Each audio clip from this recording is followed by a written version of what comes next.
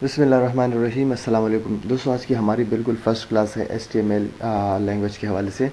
आज की हमारी सीरीज़ जो शुरू होने वाली वेब डिज़ाइनिंग में, मतलब हम पहले HTML सीखेंगे, उसके बाद हम जो है CSS सीखेंगे, बूटस्ट्रैप सीखेंगे, जावास्क्रिप्ट सीखेंगे और आगे जाएंगे हम। ठीक है ना। तो आज की हमारी क्लास HTML के हवाले से है और मैं कोशिश करूँगा कि मैं सिंपल भाषा में आप लोगों को HTML सिखाऊँ और कम से कम टाइम के दौरान जो है मैं HTML आप लोगों को पढ़ा सकूँ, जो मेन और बेसिक चीज़ें हैं HTML की। तो मुझे उम्मीद है कि आप लोग जो है इस कोर्स से फ़ायदा ज़रूर उठाएंगे और आप लोग इस कोर्स को सीखने के बाद फाइवर पर अपनी सर्विसेज देंगे और आप लोग बहुत सारा पैसा कमाएंगे। तो चलिए शुरू करते हैं। HTML की एब्रीविएशन है हाइपर टेक्स्ट मार्कअप लैंग्वेज। और आगे बढ़ते हैं हम इस कोर्स को बाकायदा शुरू करते हैं।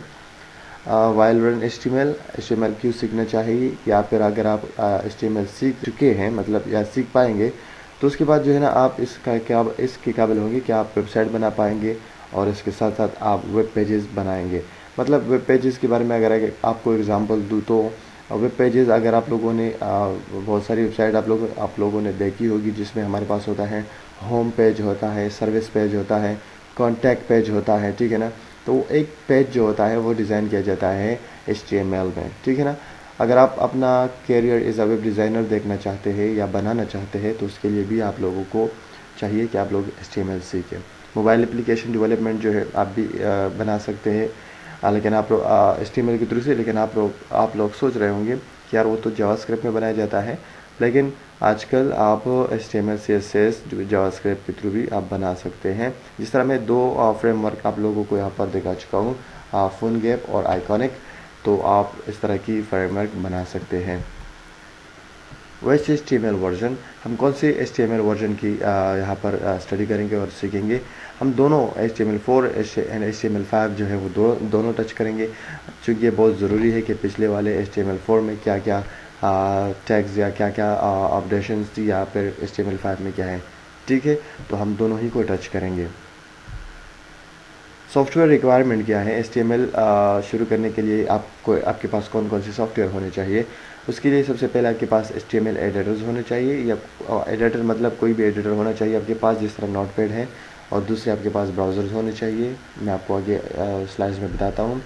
HTML एडिटर में हम जो है आप देख सकते हैं हमारे पास नोटपैड है, notepad plus plus, visual code है, मतलब VS कोड है, सबलाइम है।